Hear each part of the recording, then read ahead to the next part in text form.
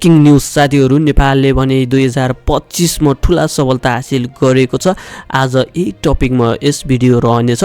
त्योभन्दा पहिला तपाईहरुलाई खेलकुद अफिसियल च्यानलमा स्वागत छ र आउनुहोस् अब भिडियो सुरु गरौँ। नेपालले पहिलो सफलता भनेको नेपालले टेस्ट नेसन राष्ट्रलाई हराउन सफल भएको छ। 2025 मा वेस्ट इन्डिजलाई युनिटी कपमा 2-1 को अन्तरले नेपालले पहिलो चोटी टेस्ट नेसन राष्ट्रलाई हराएको थियो। र अब नम्बर 2 मा रहेको छ नेपालले हाइजेस्ट ओडिआई चेस गर्यो। 2025 मा नेपालले ओडिआई मा सबैभन्दा ठुलो रन चेस गरेको थियो जुन स्कटल्यान्ड विरुद्ध। साथीहरू 3 नम्बरमा रहेको छ नेपालले यो वर्षमा भने 100 म्याच टी20 पुरा गरेको छ। आफ्नो 100 रन यहाँबाट सेन्चुरी म्याचेसहरू खेलहरू खेलिसकेको छ नेपालले 2025 सम्म। र यसै साथ चौथो नम्बरमा रहेको छ नेपालले भने वर्ल्ड कप क्वालिफाई गरेको छ 2026 जुन इन्डियाले होस्ट गर्दैछ र केही महिना अबको 1 महिना पछाडि यो म्याच स्टार्ट हुनेछ।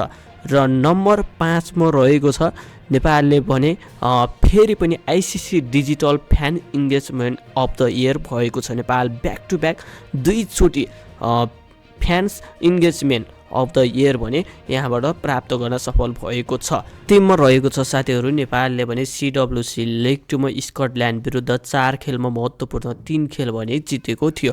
यो रह्यो नेपालले 2025 मा सफलता हासिल गरेको। यसमध्ये पनि मलाई सबैभन्दा महत्त्वपूर्ण भनेको 2 वटा रहेको छ, जस अन्तर्गत पहिलो रहेको छ नेपालले एउटा टेस्ट नेसन राष्ट्रलाई हराएको छ वेस्ट इन्डिजलाई भने। दोस्रोमा रहेको छ नेपालले 2026 को टी20 वर्ल्ड कप क्वालिफाई गरेको छ। र साथै नेपालले 2026 को टी20 वर्ल्ड कपको लागि आफ्नो घरेलु मैदानमा भने फुल प्र्याक्टिस अर्थात् कम्मर कसेर यहाँबाट ट्रेनिङ भने गरिरहेको छ। आशा गरौँ नेपालले पहिलो खेल इङ्ल्यान्डसँग खेल्नेछ। इङ्ल्यान्डसँग खेल्दा चाहिँ नेपालले राम्रो नतिजा निकाल्नेछ, जित हासिल गर्नेछ भन्ने शुभकामना दिँदै सम्पूर्ण साथीहरूले भने नेपाली क्रिकेट टोलीलाई भने यहाँबाट साथ सपोर्ट माया र हाम्रो खेलकुद अफिसियल च्यानललाई पनि साथ सपोर्ट भने यहाँबाट गरिदिनु होला।